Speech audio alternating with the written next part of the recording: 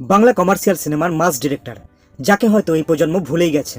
উত্তম কুমার পরবর্তী বাংলা সিনেমার বাঁচোয়া মুহূর্ত। উত্তম কুমারের মৃত্যুর পর বাংলা ইন্ডাস্ট্রি প্রায় ফাঁকা। প্রসেনজিৎ, তাপস পাল, চিরঞ্জিত ধীরে ধীরে আসছেন ঠিকই, কিন্তু মাসি, মেশো, দাদা, দিদি সবাইকে এন্টারটেন করার জন্য যে ধরনের বড় কমার্শিয়াল সিনেমা লাগে তা যেন হঠাৎ করেই কোথায় হারিয়ে গিয়েছিল। সালটা 1984, এক ঝটকায় সব বদলে গেল। হঠাৎ আবির্ভাব অঞ্জন চৌধুরীর। প্রথম ছবি শত্রু। হল ভর্তি দর্শক, হলের সামনে লম্বা লাইন। গ্রাম শহর যেখানেই দেখুন সেখানে একটাই আলোচনা, শত্রু দেখেছো? বাংলা কমার্শিয়াল সিনেমার ব্র্যান্ড অ্যাম্বাসেডর। এরপরে তাকে আর পিছনে ফিরে তাকাতে হয়নি। গ্রাম হোক বা শহর, তার ছবি দেখলেই হলের সামনে মানুষের ঢল নামে।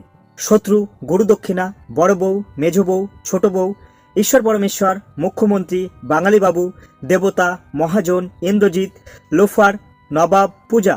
একটা সময় বাংলার ঘরোয়া বিনোদনের সংজ্ঞাই ছিল অঞ্জন চৌধুরীর ছবি। বাস্তব জীবনের গল্প আর বাস্তব মানুষের আবেগ, এটাই ছিল তার সিক্রেট সস। ওপার বাংলার যশোরে জন্ম, দেশভাগের পর কলকাতায় আসা, লেখালেখি থেকে সিনেমা। লড়াই ছিল, স্বপ্ন ছিল, আর ছিল অসাধারণ গল্প বলার প্রতিভা। কারণ বাংলা সিনেমাকে যারাই দর্শকদের সিনেমা বানিয়েছেন তাদের অন্যতম কারিগর হলেন অঞ্জন চৌধুরী। সিনেমা নিয়ে এরকম আরো মজার মজার গল্প শুনতে পেজটিকে ফলো করে রাখুন।